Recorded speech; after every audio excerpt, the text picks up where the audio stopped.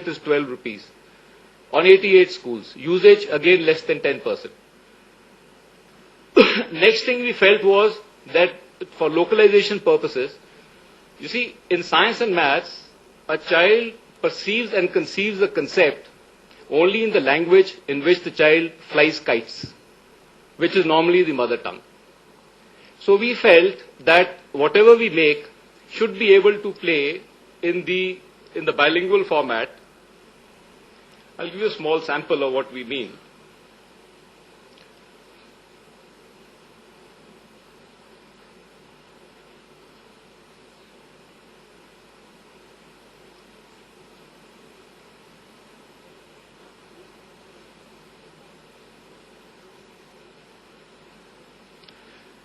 Anyway, while this computer is taking its time, we also felt that science and maths, the teaching of both science and maths is very capital intensive.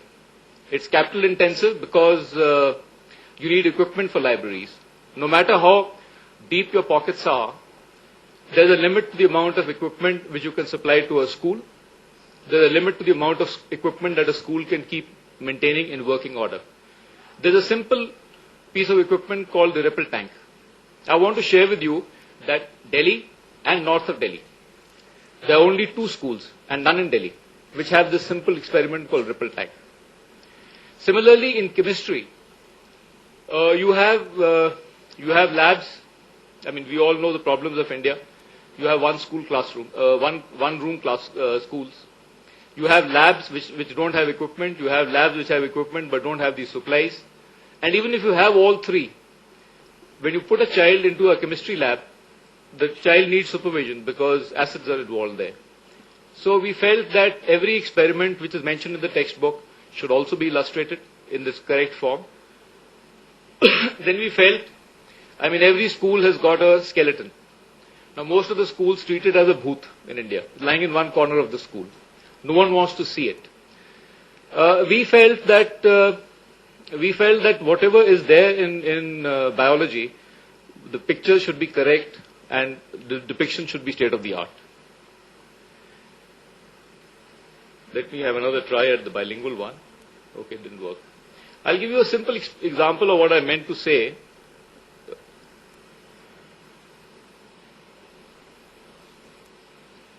Fantastic. Okay, next, we felt that the metadata. Now this is a term which has recently been coined about 3 years back as to how do you stack data. You might have thousands of hours of content, but we felt that the teacher in an Indian school should be able to access this content with 3 clicks. Because otherwise the teacher is not going to access what we want the teacher to use. Next point we felt was that what we produce should be flexible enough to stay contemporary.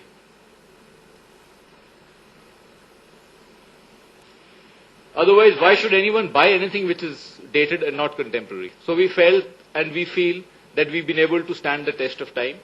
For example, in contemporary, in ICT today, I would say is local area networking.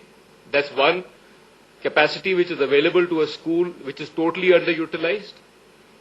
So our content, we made it LAN enabled. Another aspect of contemporary is that all over the world, high def TVs are coming on the market. So we felt our content should be ready to get into high def. With that in mind, we produced about over 5,300 topics in a 3D movie form. Now these topics, we feel that we've covered about 80% of the science and maths. That is as per the Indian syllabus. Why I say emphasis on 5,300 topics and covering just 80% of the content is that we have lots of cases.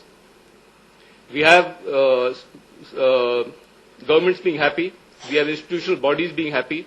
I have got science. Or how many topics have you got? 500 topics. But that doesn't really work. It is not that these 5,300 topics every teacher is going to find it very useful. Out of these 5,300 topics, 40% of the teachers can teach 60% of these topics better than what I have.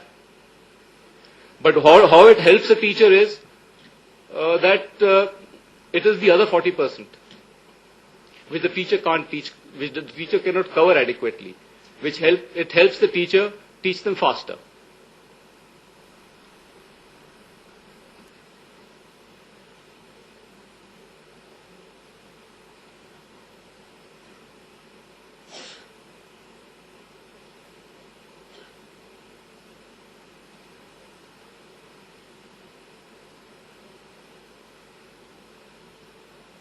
Okay, I'm having some problem with this, so I'll skip all that. Last thing I want to tell you and share with you as a content provider is that teaching itself is a very traditional form. You can't really train a teacher because he's done it for 30 years.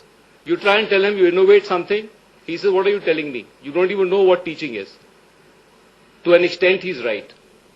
But the administrators who are involved in implementing ICT in education need to bear three things in mind. First of all is the approach, the hardware-centric approach. It stems from the fact that to implement ICT, you have to have hardware in place. Hardware is expensive. So the general tendency is to feel that you put the hardware there, everything else will work. Well, Britain is a case in point. So is Malaysian smart schools. So it has to be a blend. Along with hardware comes training of manpower. Along with training of manpower comes the utilization of usable local content. It's only when the child is looking into usable local content is the child who's going to benefit from your teaching. Next aspect about content is, and regarding this hardware-centric approach, you find recent cases, tenders issued out of 100 lakhs, 100 crore tender, 80 lakhs of content. Taking you back to what the Malaysians have done, 170 million ringgit for 88 schools, I think 10 million ringgit spent on content. Utilization 10%. So let's not make the same mistakes that everyone else is making.